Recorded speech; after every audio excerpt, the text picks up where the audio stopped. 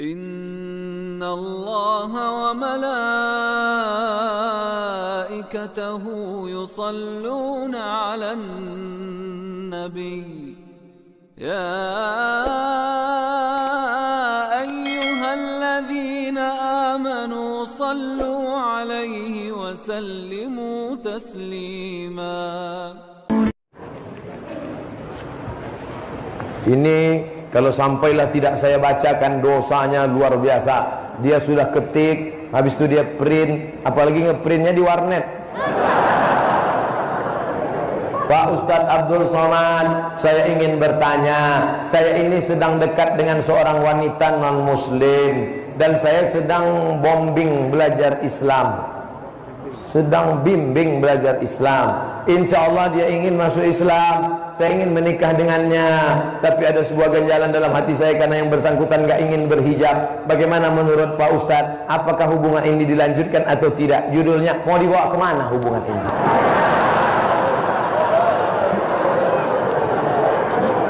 Kalau engkau pemancing yang baik, silakan pancing. Sebesar apapun ikan kau bisa tarik. Tapi kalau kau pemancing kurang baik, aku khawatir kau hanya pemancing amatiran, ikannya ikan paus, kau yang hanyut di bawah ke tengah. Maka masih banyak muslimat-muslimat yang cantik-cantik. Ini. Tapi kalau mau tes nggak apa juga. Ini istri pertama, nanti cari yang kedua. Bisa juga. Tapi yang jelas, jihad kau luar biasa. Kalau sampai kau bawa dia masuk Islam, dan dia nanti bersyahadat, dan dia berjilbab, ayyadiyallahu bika rajulan wahidan, satu orang dapat hidayah karena mulutmu, khairum min humurin na'am, lebih baik daripada onta merah. Kendaraan paling mahal zaman Nabi onta merah. Kalau sekarang onta merah itu sedan Ferrari. Lebih baik daripada dunia dan seisinya. Mudah-mudahan engkau kuat dan dia bisa masuk Islam dan berhijab insyaallah. Kami semua mendoakan dan ikut bahagia dengan pernikahanmu. Saya ucapkan doa pendahuluan, barakallahu lakuma wa baraka alaikuma wa jama'a bainakuma fi khair.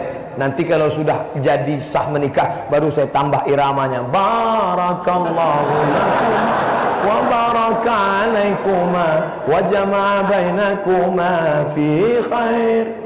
Saya pernah kehilangan dompet dan HP. Biasa. Orang kehilangan istri lagi.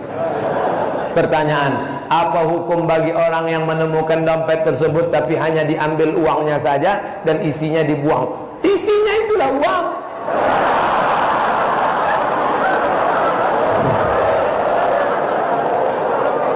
Atau HP yang ditemukan diambilnya, diformat ulang dan dipakainya atau dijualnya, maka dia sudah mencuri. Hukum mencuri, potong tangan kalau lebih rubuh dinar. 1 dinar 4,25 gram emas 2 juta. Rubuh dinar 1/4 dinar 500 ribu. Di atas 500 ribu potong tangan. Asariku pencuri laki-laki, wasariqatu pencuri perempuan, faqta'u aydiyahuma, potong tangannya. Ini kan bukan mencuri Pak Ustaz, nemu di jalan, namanya luqatah. Benda luqatah diumumkan selama setahun di masjid. Kalau tidak ada pemiliknya, menjadi milikmu. Kau antarkan di masjid, lalu diumumkan ke halayak masyarakat, tidak ada pemiliknya, punya engkau. Berarti selama setahun itu kau berdoa, janganlah datang pemilik.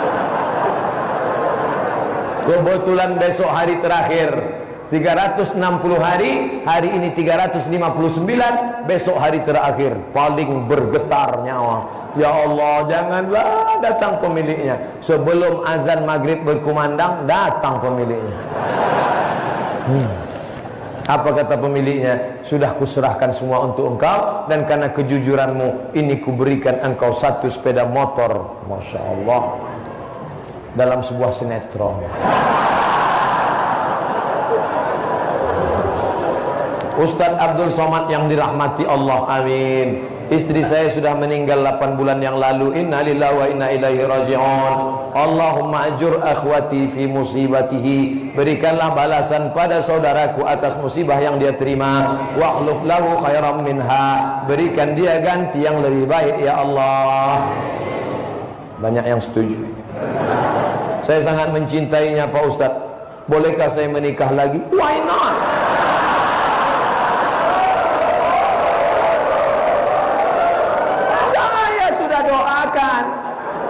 doakan. Belum kau tanya sudah ku doakan. Waqlub lahu khair. Masalah perempuan ini, kau tanya dia sudah meninggal, sedangkan dia masih hidup aja kau boleh nikah lagi. Apalagi dia sudah meninggal. Kalau boleh apa kelak di akhirat saya dapat bertemu dengan almarhumah istri saya tersebut, Pak Ustaz. Almarhumah man ahab. Orang akan tetap bersama dengan siapa yang dia cintai. Bapak-bapak yang mencintai saya karena Allah, mencintai abah rau karena Allah, mencintai abah karena Allah, maka kita nanti akan bersama dengan Rasulullah sallallahu alaihi wasallam. Aina mutahabbuna bi jalali? Mana orang yang dulu berkasih sayang karena aku? Dicari Allah di padang mahsyar. Mana dulu yang berkasih sayang karena aku? Aku mau lindungi mereka di bawah singgasana arasku. Pada saat hari itu tak ada naungan kecuali naungan aku. Bayangkan, maka berkasih sayanglah karena Allah. Berkasih sayang karena harta akan binasa. Berkasih sayang karena kuasa akan sirna. Berkasih sayang karena jabatan akan ditangkap KPK. Berkasih sayang karena la ilaha illallah, tak akan lapuk karena hujan, tak akan lekang karena panas. Maka mintalah kasih sayang karena Allah. Apakah almarhumah istri saya tidak akan marah karena saya menikah lagi? Wa naza'na ma fi qulubihim min ghillin. Tidak lagi ada di hati mereka hasad, dengki, marah, karena penyakit hati sudah dicabut Allah Subhanahu wa taala. Di dunia ini saja kita hasad, maka kita selalu minta la taj'al fi qulubina ghilla. Jangan jadikan dalam hati kami ghil. Apa itu ghil? Hasadan. Istri tak dapat berbagi karena hati masih ada hasad, tapi nanti dicabut Allah taala dalam surga beramai-ramai mendapatkan rahmat Allah Subhanahu wa taala. Jawaban Ustaz ini akan saya jadikan patokan langkah hidup saya. Jadi jangan salah jawab ya. Bolehlah Ustaz dan jamaah tersenyum manis dengan pertanyaan ini. Masya Allah, dia sudah setting kita dari awal.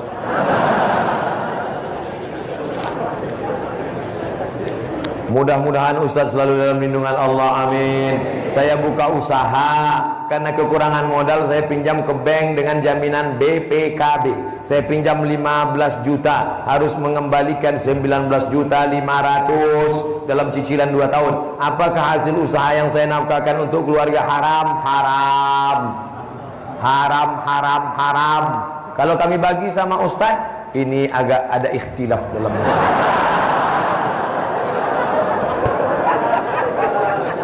Haram, sekali haram, haram. Walaupun kita bagi 2, haram, tetap haram.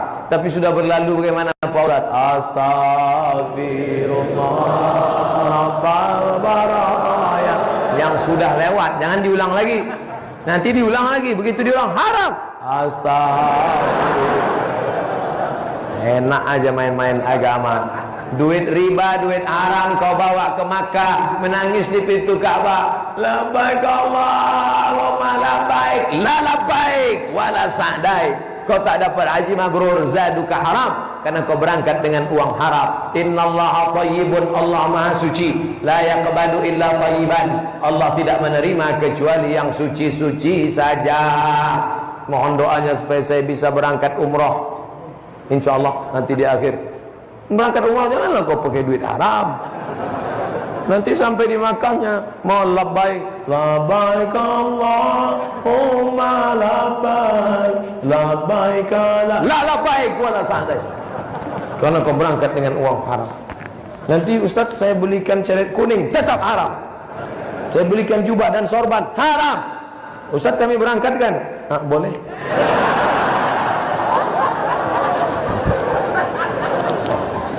Mohon izin minum dulu.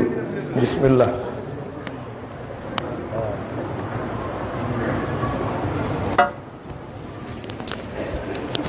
Apa benar belajar agama itu harus ada gurunya? Iya. Man la syaikha lahu fasyaitanu syaikhuhu. Siapa yang tidak berguru maka setanlah gurunya. Di Bogor ini ada 3 ulama besar. Sampai hari ini sekarang maka anak cucu ulama itu ada cucu-cucunya. dan mereka dulu berdoa supaya diberikan anak cucu yang soleh-soleh, maka lahirlah abah-abah ini ke atas permukaan dunia. Datanglah ngaji dengan para ulama, dengan abah-abah, dengan para habaib, dengan tuan-tuan guru. Ada di sini ulama yang bersanad mazhab Syafi'i, bersanad dalam hadis, bersanad kutubus sittah. Tuan Syekh Nuruddin Marbu Al-Banjari Al-Makki, murid langsung dari Syekh Muhammad Yasin Al-Fadani, induk dari segala sanad muslim dunia, dekat dari sini, Majelis Tafaqquh Fiddin. Ustaz udah pernah ke sana? Belum. Apakah belajar melalui buku atau sumber lain tidak boleh? Kalau informasinya umum boleh, tapi kalau sudah jelimet, ribet, susah payah, harus nanya ke guru. Fas'alu ahla zikri in kuntum la. Imam Bukhari dapat hadis dari mana? Dari gurunya namanya Abdullah bin Maslamah. Abdullah bin Maslamah dapat dari mana? Dari gurunya namanya Malik bin Anas. Malik bin Anas dapat dari mana? Dari gurunya namanya Abu Zinad. Abu Zinad dapat dari mana? Dari gurunya namanya Al-A'raj. Al-A'raj dapat dari mana? Dari gurunya namanya Abu Hurairah. Abu Hurairah dapat dari mana? Dari Nabi Muhammad sallallahu alaihi wasallam. Kamu dapat ini dari mana? Langsung dari Nabi. Sanad kamu mana? Saya Nabi. Antara kamu dengan Nabi, Google, YouTube. Bisa, harus belajar ke guru, belajar sama Buya Yahya melalui Al-Bahjah, lalu beliau ijazahkan. Ajaztukum jami'a marwiyati wa muallafati ijazatan amma. Aku ijazahkan buku 37 masalah populer, 99 tanya jawab salat, 33 tanya jawab kurban, 30 fatwa seputar Ramadan, dan semua isi ceramahku kepada seluruh yang hadir di majelis ini. Qabiltu, aku terima ijazah amma.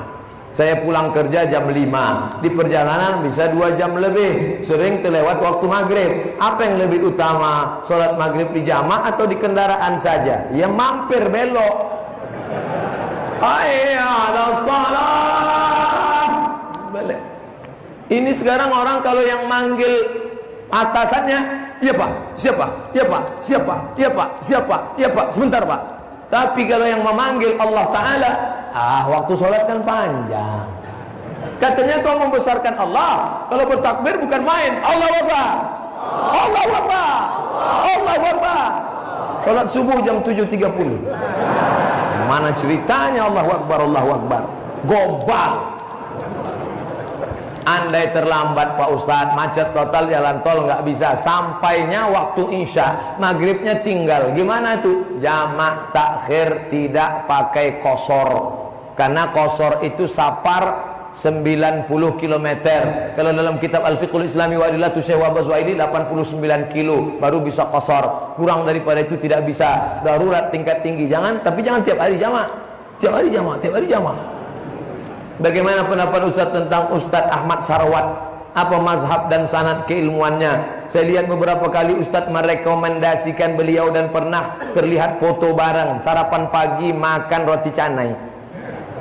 Tapi saya juga pernah menemukan sedikit perbedaan pendapat, contoh terkait zakat profesi. Saya berencana ikut program pembelajaran fikih yang beliau tim adakan secara online. Ustaz Sarwat belajar fikih di Libya, lembaga pendidikan Saudi Arabia, cabang dari Imam Muhammad Ibnu Saud Riyadh. Tapi dalam mengambil pendapat, beliau banyak ambil pendapat mazhab Syafi'i, karena basicnya juga pondok pesantren kari kalangan mazhab Syafi'i. Tapi dalam masalah fikih dia baca Hanafi, beliau baca Maliki, beliau baca Syafi'i. Masalah yang selalu saya rekomkan adalah tentang qadha salat. Bagi orang yang selalu ngejek saya, mengatakan qadha salat itu enggak ada, somat itu aliran sesat, selalu saya katakan coba tulis di Google qadha salat Sarwat, enter. Nanti ketemu mazhab Hanafi mengatakan ada qadha salat, mazhab Maliki ada qadha salat, mazhab Syafi'i ada qadha salat, mazhab Hambali ada qadha salat. Karena detail lengkapnya, dan beliau punya website dan ada pelatihan rumah fikih. Itu dia. Saya juga minta doanya untuk kelancaran persalinan istri saya yang keberapa, dan anak saya sehat dan selamat. Nanti di akhir majelis kita mohon kepada Abah supaya kita semua bisa mengaminkan kawan-kawan kita yang jauh jodohnya supaya didekatkan, yang anaknya mau lahir supaya dimudahkan kelahiran, supaya anaknya yang sudah lahir menjadi para penghafal Quran, dijauhkan anak muda ini dari narkoba, dari zina, dari LGBT, dari ngelem. Ngelem ini yang luar biasa. Karena kalau narkoba bisa ditangkap polisi, tapi kalau ngelem belum ada pasalnya. Carilah undang-undang KUHP tentang ngelem, belum ada. Bagaimana kalau orang tua suka melarang anaknya ikut pengajian? Ini namanya orang tua Fir'aun. Ya ayyuhalladzina amanu, hai para orang tua, qu anfusakum, jaga dirimu, wa ahlikum, istri dan anakmu, nara, dari api neraka. Mestinya engkau yang menjaga mereka, Pak. Kenapa kau larang anakmu pengajian? Kau enggak usah pakai jilbab panjang, mama malu ngeliat engkau pakai jilbab panjang, nanti kau enggak laku. Pergi sana pacaran, pergi sana pacaran. Berdoa sama, biar mama yang nanggung. Ini istri Abu Lahab. Tapi kalian yang sudah ngaji, anak-anakku, adik-adikku, jangan mentang-mentang sudah ngaji lalu kalian kurang ajar. Jangan pulang ke rumah, papa sini, mama sini, duduk sini. Assalamualaikum warahmatullahi wabarakatuh. Jangan kalian pakai mulut orang lain, tapi pesannya dari kalian. Siapa? Tokoh masyarakat yang di atas, mbahnya, kakeknya, bapaknya minta tolong supaya beri nasihat ke dia. Insya Allah. Tapi jangan lupa doa. Ad-doa silahul mu'min. Doa senjata orang beriman. Dengan kau doakan, mudah-mudahan lunak lembut hatinya, insya Allah. Bagaimana pandangan Islam mengenai zikir keras-keras? Afdalu zikri fa'lam annahu la ilaha illallah, la ilaha illallah, la ilaha illallah. Tiba-tiba datang angin bertiup kencang, terbuka piring, nampak mie goreng, la ilaha illallah. Apa hukumnya orang zikir keras-keras? Sudah jelas dalam Quran dikatakan, wal rabbaka fi nafsika, sebutlah Tuhanmu dalam dirimu, jangan kuat-kuat. La ilaha illallah, sebut Tuhan dalam dirimu. Gimana? Ini kau kuat-kuat, subhanallah, subhanallah. Ini ayatnya, berani melawan ayat. Wazkur rabbaka fi nafsika, berzikirlah dalam dirimu, jangan kuat-kuat. Dibantah oleh Al-Hafiz Jalaluddin Abdurrahman As-Suyuti dalam kitab Al-Hawi lil Fatawi. 3 bantahan. Pertama, ayat itu ada ayat sebelumnya. Apa ayat sebelumnya? Wa idza quri'al Qur'an, kalau ada orang baca Quran, fastami'u lahu, dengar baik-baik, wa ansitu, diam, la'allakum turhamun, semoga turun rahmat. Wazkur rabbaka, sebutlah Tuhanmu dalam dirimu, jangan kuat-kuat ketika ada orang baca. Berikut ini mari kita dengarkan qari. A'udzubillahi minasyaitonir rajim. La ilaha illallah. La, enggak boleh, Mas. Kena ada orang baca Quran. Begitu kata Imam Jalaluddin Abdurrahman As-Suyuti dalam kitab Al-Hawi lil Fatawi. 2. Wal rabbaka fi nafsika. Ayat ini turunnya di Makkah sebelum pindah ke Madinah. Kalau zikir kuat-kuat, ditangkap Abu Jahal, Abu Lahab, dan abu-abu lainnya. Tapi kita di Cibinong baca zikir kuat-kuat, apa datang Abu Jahal mau nangkap? Mana berani dia datang. Kalau dia datang, ditangkap sama Pak Polisi, Pak TNI langsung. Mereka pistolnya pistol besi, kita ialah pistol air.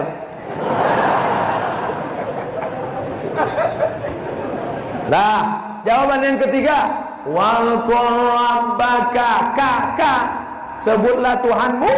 Maksudnya di situ Muhammad sallallahu alaihi. Nabi Muhammad disuruh zikir sir dalam hati karena dia sudah selamat dari waswasah. Adapun kita yang masih bisik-bisik setan disuruh zikir kuat supaya setannya kabur. Makanya azan itu dicari yang suaranya paling kuat. Allahu Akbar, Allahu Akbar. Lari setan. Ini sekarang orang azan yang suara Allahu Akbar. Kata setan, ini serius apa enggak ya? Aku kalau serius aku kabur katanya. Tapi kalau cuma geladi enggak usah lah kata setan.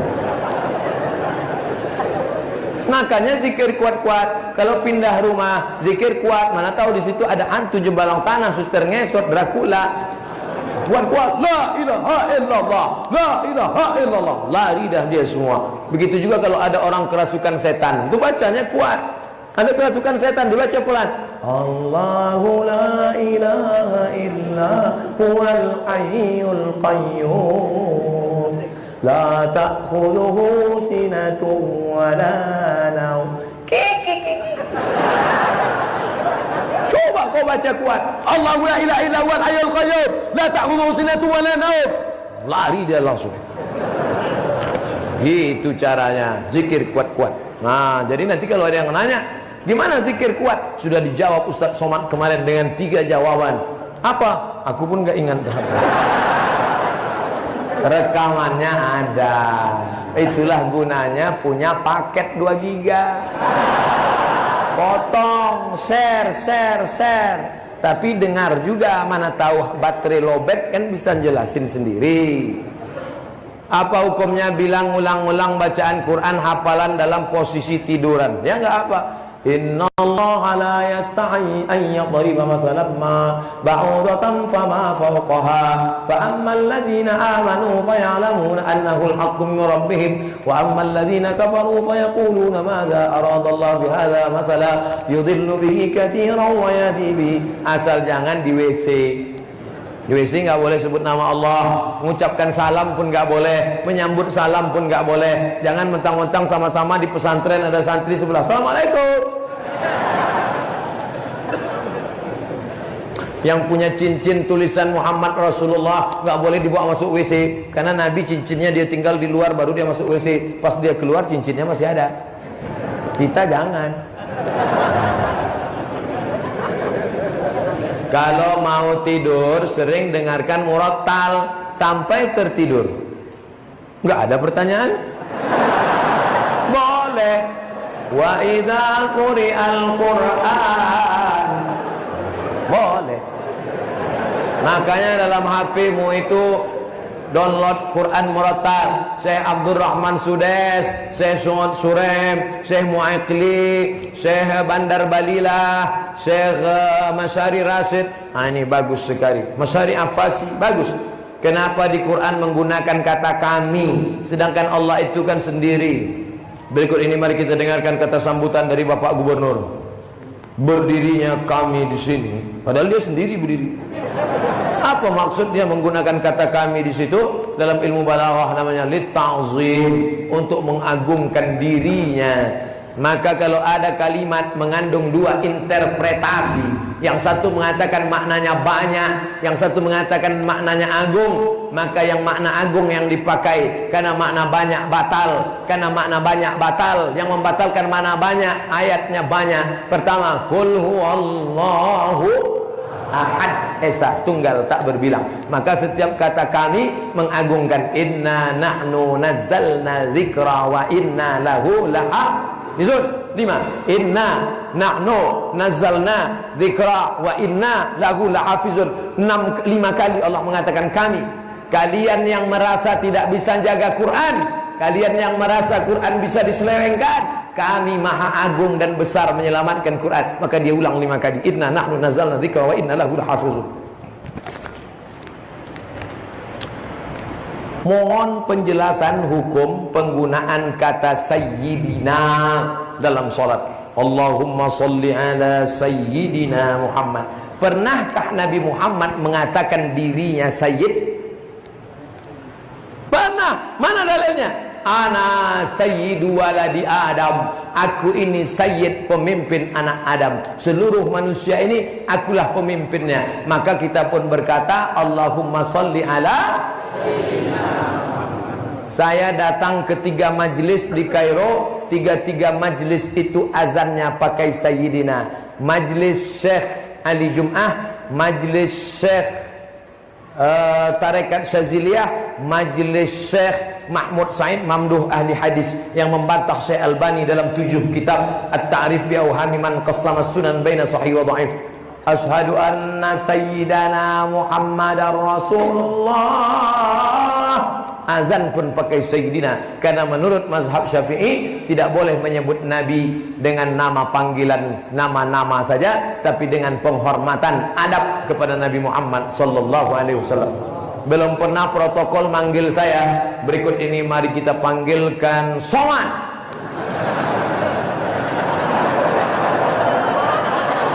Ada sopan santun, tata krama. Berikut ini mari kita panggilkan Datuk Sri Ulama Setia Negara Al-Mukarram Haji Almarhum Abdul Somad.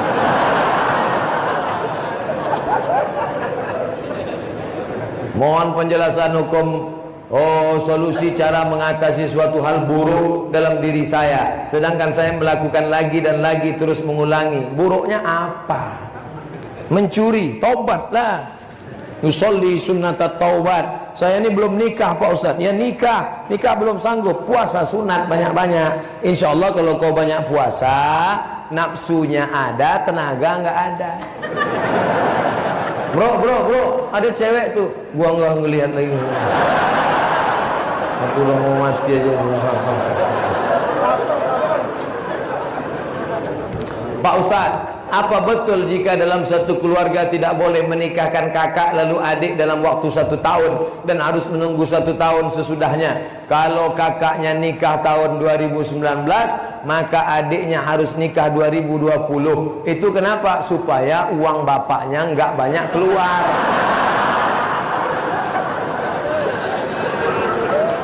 Kalau kau yakini itu bisa mendatangkan mudarat atau menolak manfaat, maka rusak tauhidmu kepada Allah. La ilaha illallah, la haula wa la quwata illa billah. Di mana letak imanmu kepada Allah? Huwad darru, dia yang mendatangkan mudarat. Huwan nafi'u, dia yang mendatangkan manfaat. Minta kepada Allah, iyyaka na'budu wa iyyaka nasta'in. Luruskan akidah, jangan sampai rusak gara-gara itu. Di kampung saya ada peraturan imam sholat untuk yang sudah nikah, sedangkan baca fatihahnya pun tak sesuai tajwid, makharij. Mohon penjelasannya Pak Ustadz. Buka nama kitabnya Al-Fiqhul Islami wa Adillatuh. Nama pengarangnya Syekh Wahbah Zuhaili dalam bab syarat imam. Syarat yang ke-14. Ingat, kalau ngumpul kita ramai, siapa yang jadi imam? Wali kota, gubernur, presiden. Karena mereka tidak sanggup jadi imam, diangkatlah imam ratib, imam tetap Masjid Istiqlal, imam tetap Masjid Agung. Kalau tidak ada, aqra'uhum wa afqahuhum, yang paling banyak hafalannya dan paling paham Quran. Sampai yang ke-14 yang terakhir yang sudah nikah. Nah, jadi diutamakan. Jadi kalau bulan Ramadan, biasanya anak-anak santri dari tahfiz jadi imam di masjid. Banyak makmum yang komplain, "Tuh udah nikah apa belum? Tuh udah nikah apa belum?" Pak, nikah itu nomor 14. Dia memang belum nikah, tapi di kepalanya 30 juz. Bapak udah nikah bolak-balik, juz 30 udah apa? Jangan sakit hati. Orang yang tersinggung sakit hati cepat mati. Saya mau tanya, ketika sholat Jumat ada apa tidak qobliyah? Sedangkan saya pernah lihat ceramah ustadz lain ada hanya sholat mutlak saja.